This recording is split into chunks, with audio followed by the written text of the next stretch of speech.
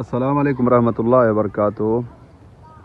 दोस्तों अज असां कब्रिस्तान बांसीदाबाद में पहुता आहियूं।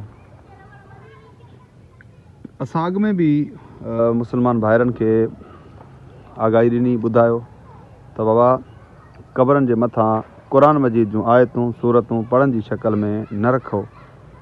इहा क़ुरान मजीद जी बेहरमती। अॼु ही दलील प्रूफ तव्हांजे अॻियां आहे त हिते गॾ आहिनि, कुता ॿिला बि हिते ईंदा आहिनि ऐं उन्हनि जे क़ुरान मजीद जी आयतनि जे मथां अची जेको आहे सो गंद करे वेंदा आहिनि। हाणे तव्हां ॾिसी सघो था त साम्हूं जेको आहे सो पढ़ पिया आहिनि, केतिरा पढ़ पिया आहिनि ऐं उन्हनि जे मथां हे गॾ फिरे पियो थो।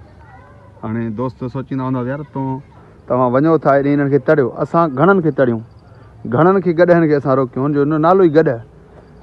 इन्हनि खां वधीक उहे ला इल्म ऐं हैवाननि खां परे आहिनि जेके क़ुरान मजीद जी बेहरमती कंदा आहिनि।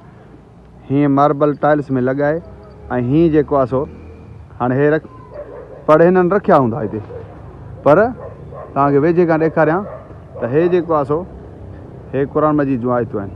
हाणे हो फिटी ॻरी ख़तमु थी विया आहिनि। ख़ुदा रब्बुल आलमीन जो ख़ौफ़ कयो ऐं हिन अमल खे बंदि कयो।